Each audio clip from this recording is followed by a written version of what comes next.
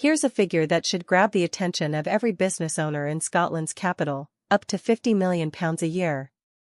That's what Edinburgh expects to raise once it becomes the very first city in the United Kingdom to charge a statutory visitor levy on overnight stays.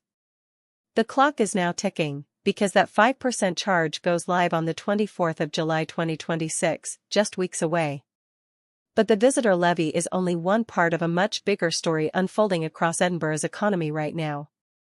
From a property market climbing faster than expected, to record festival tourism, to fresh corporate moves announced in the past fortnight, today we're cutting through the headlines and analyzing what actually matters for business in Edinburgh.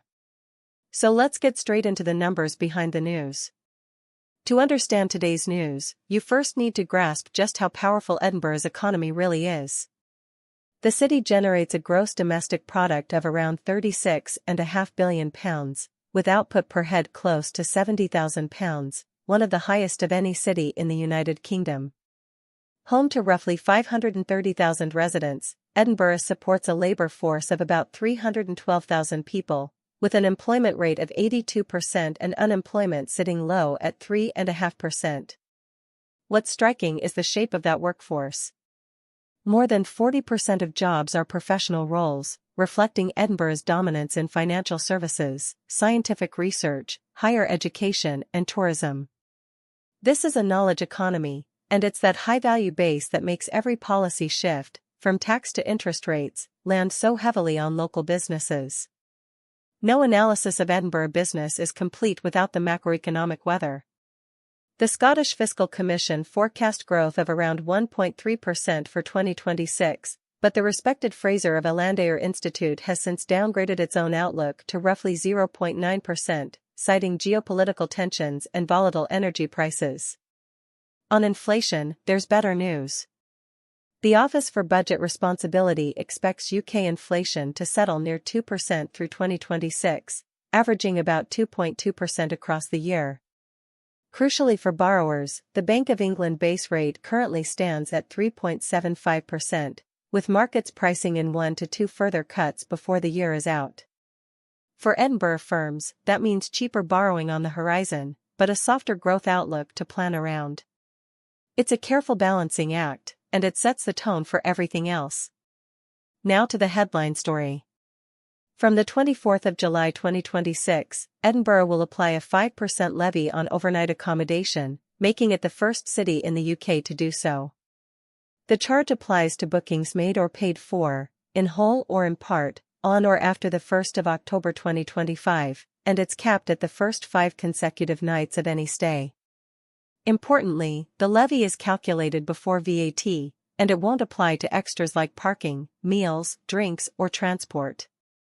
The City of Edinburgh Council projects revenues of up to £50 million a year, which it intends to reinvest in culture, heritage, events, infrastructure, and easing the city's housing pressures.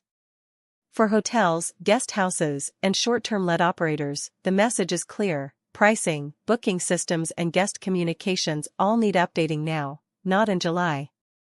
The levy makes sense because tourism is genuinely big business here. Edinburgh's Winter Festival program over 2025 into 2026 delivered an estimated £241 million in economic impact, supported by near-record hotel occupancy over the holiday period.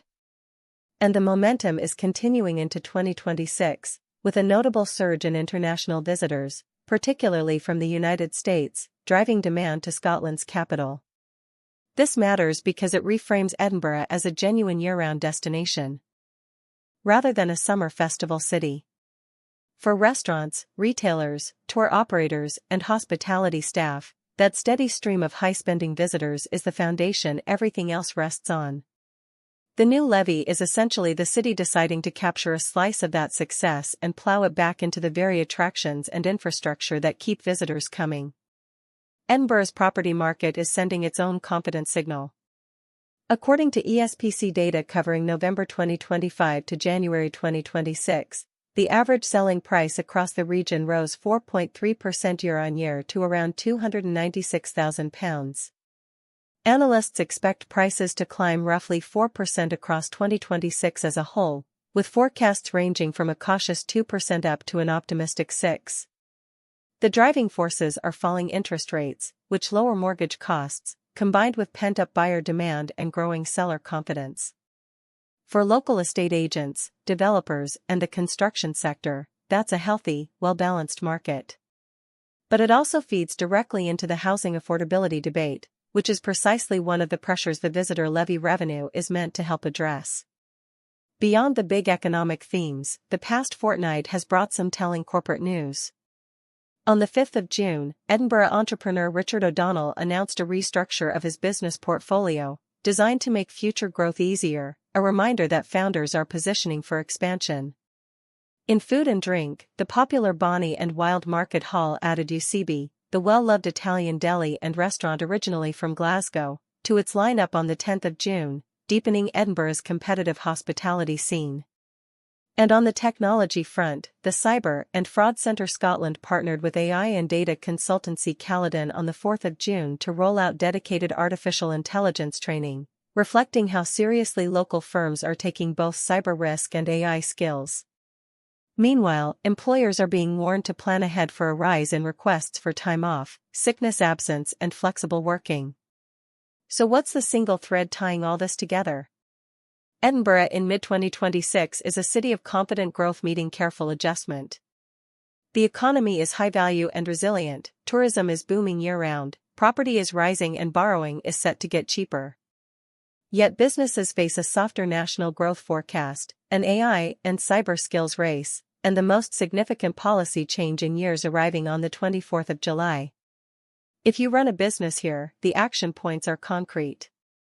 Audit your booking and pricing systems before the levy lands, watch the base rate for borrowing opportunities, and invest in the digital and AI skills that are quickly becoming non-negotiable. Edinburgh is making UK history this summer, and the firms that prepare now are the ones who'll profit from it. Stay informed, plan ahead, and keep watching this space.